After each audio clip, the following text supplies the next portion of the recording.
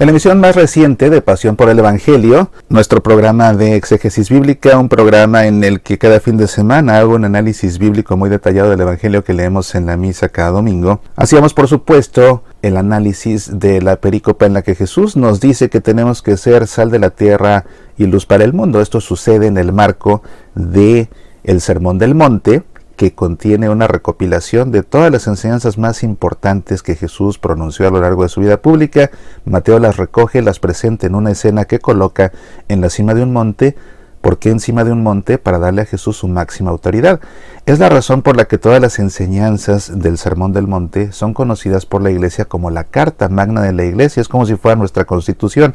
Ahí te encuentras también las bienaventuranzas, ahí también te encuentras el Padre Nuestro en el Evangelio según San Mateo, todo esto.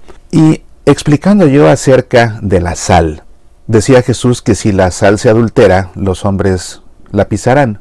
El propósito de la sal es darle sabor a los alimentos, el propósito de la sal es preservar los alimentos, el propósito de la sal también en ese tiempo era purificar, de manera que cuando Jesús dice que seamos sal de la tierra, quiere decir esas cosas, que le pongamos a la vida un sabor cristiano que se antoje, que resulte apetecible a los demás, atractivo.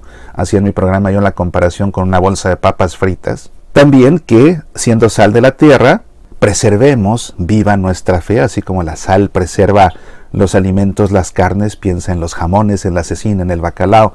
Y también que con nuestra vida purifiquemos lo que haya que purificar, así como la sal se empleaba para purificar. Bueno, hablaba yo en el programa de que si falta sal en los alimentos, estos resultan insípidos. Y entonces, ¿a quién se le antojan los alimentos insípidos? Piensa otra vez en las papas fritas. Si te presentan un tazón con papas fritas saladas, no puedes comer sin parar. Pero si te ofrecen un tazón de papas sin sal, tal vez comas 1, 2, 3 y no apetezcas más. Una vida insípida cristiana, ¿a quién se le va a antojar? ¿A quién se le va a antojar vivir como un cristiano que realmente vive como si no tuviera fe? Por supuesto que a nadie. Pero decía yo también que el exceso de sal provoca que los alimentos sean desagradables. El exceso de sal provoca que la comida sepa amarga.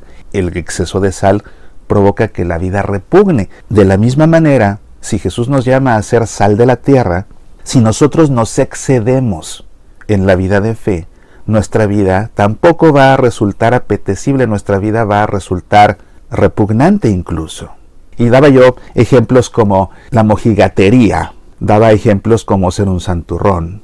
Alguien me dejó un comentario en YouTube en el que decía que, con base en lo que yo decía, la moraleja era que tenemos que ser entonces cristianos tibios. Y me decía, por esta vez no estoy de acuerdo contigo. Bueno, yo no dije eso, y esa no es la moraleja que se puede inferir de esto. Supongo yo que lo que resulta extraño en esta reflexión es hablar acerca del exceso de la fe. Porque tal vez alguien diga, ¿cómo se va a poder tener exceso de fe cuando debemos amar a Dios con todo nuestro corazón, con toda nuestra alma y con todas nuestras fuerzas? Bueno, en realidad sí que se puede tener exceso de fe, y ese exceso de fe, como todo exceso en la vida, no es bueno.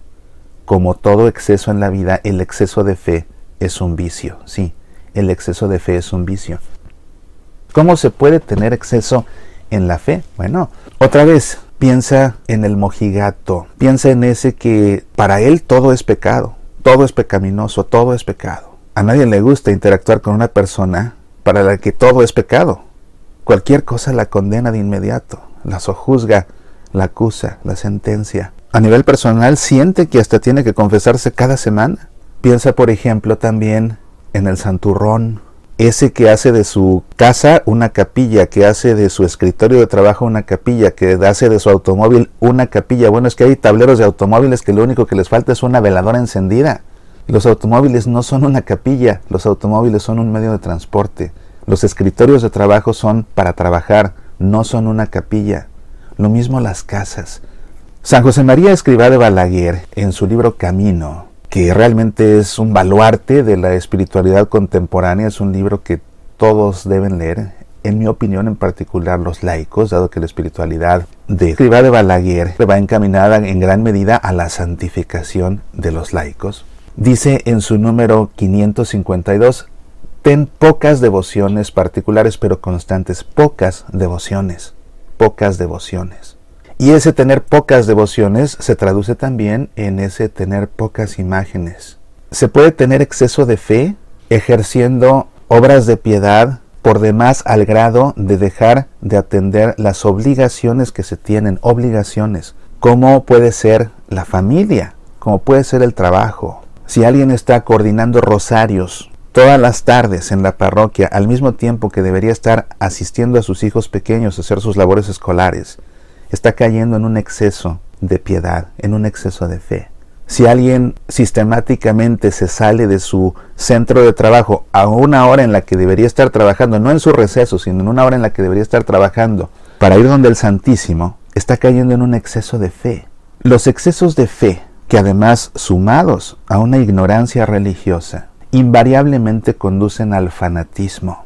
El fanatismo se puede entender como el exceso de fe combinado con una carencia de formación religiosa, precisamente.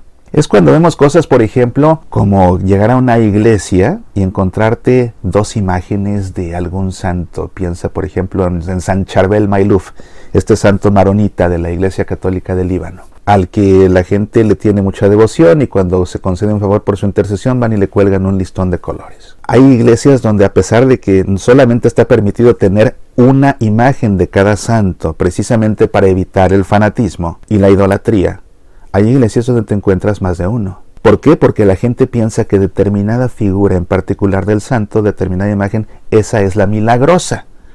Entonces hay dos o tres y la gente va y le reza solo a uno, y si llega un párroco y se da cuenta de la anomalía y quiere retirar el santo que sobra, se le viene media parroquia encima, porque les quiere quitar el párroco el que es milagroso. Y si quiere quitar el otro, se le viene la otra mitad de la parroquia encima, porque el milagroso es aquel. Eso se llama fanatismo. Eso ya raya en la idolatría. Eso es un exceso de fe. El exceso de fe puede llegar a caer en uno de los pecados que Jesús combatió cuando fue tentado por el diablo en el desierto. Tentar a Dios. El que ya no quiere ir al médico y no quiere seguir las indicaciones del médico porque Dios lo va a sanar. Es la verdad. El que no va al médico porque va a que le impongan las manos para que se llene del Espíritu Santo, está cayendo en la tentación a Dios.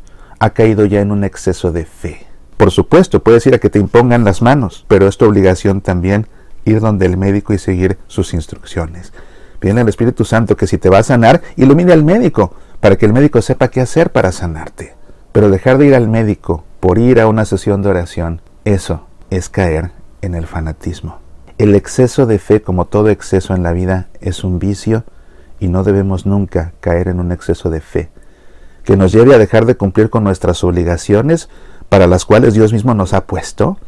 El que es padre de familia, el que es esposo, la que es madre, tiene obligación en su casa, y si deja de cumplir con sus obligaciones por pasar el tiempo metido en la iglesia, ha caído en un exceso de fe. El que hace de su casa, de su centro de trabajo, de su automóvil mismo, un altar, ha caído en un exceso de fe. Aquel para el que todo está mal, el mojigato, ha caído en un exceso de fe.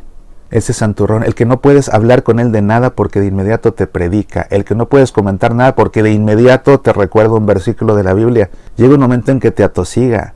Es como el exceso de sal, se vuelve hostigoso, se vuelve amargo, no atrae. Hay que ser sal de la tierra en la justa medida para dar un sabor sabroso, un sabor atractivo, un sabor que se antoje. Reflexiona sobre todo esto, sé sal de la tierra y que con tu vida misma se antoje a los demás ser cristiano. No vaya a ser que por tu falta de sal, ni a quien se le antoje, no vaya a ser que por tu exceso de sal, más bien repugne y aleje. Soy Mauricio Pérez, estas son Semillas para la Vida.